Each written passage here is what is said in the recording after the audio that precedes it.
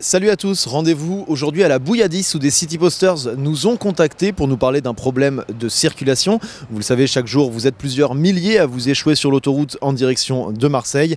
Vous, ce sont bien sûr les habitants des villages de la vallée haute de l'Yvonne que sont Saint-Zacharie, la Destrousse ou encore Belcoden. Donc nous on a décidé de venir voir par nous-mêmes combien de temps ça prenait pour relier le centre-ville de Marseille.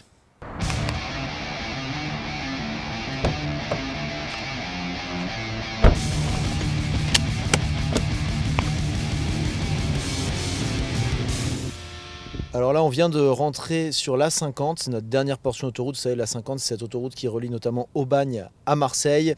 Bon, c'est limité à 90. Pour l'instant, on bloque à 0 km/h. On a une moyenne d'à peu près 10 km/h. Génial!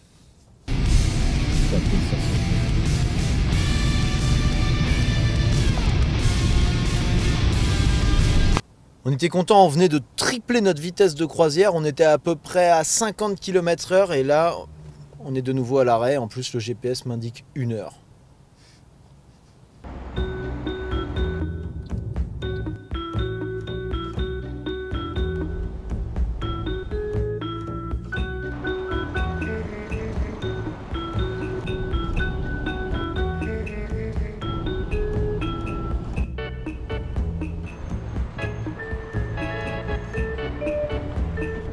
On est enfin arrivé à destination, on a mis 1h10 pour parcourir les 29 km qui séparent la Bouilladis du cours Julien à Marseille. Et encore, on s'est stationné dans un parking souterrain, ce qui n'est pas nécessairement le cas de tout le monde. Pourtant, souvenez-vous, l'ancienne majorité de l'agglomération du Pays d'Aubagne et de l'Étoile, emmenée par Magali Giovanangeli, avait mis sur les rails le projet d'un tram-train qui emprunterait les rails de la voie Valdonne et permettrait de relier la Bouilladis à la gare Saint-Charles de Marseille en moins de 45 minutes. Alors ce projet a été enterré avec le changement de majorité à la tête de l'agglo.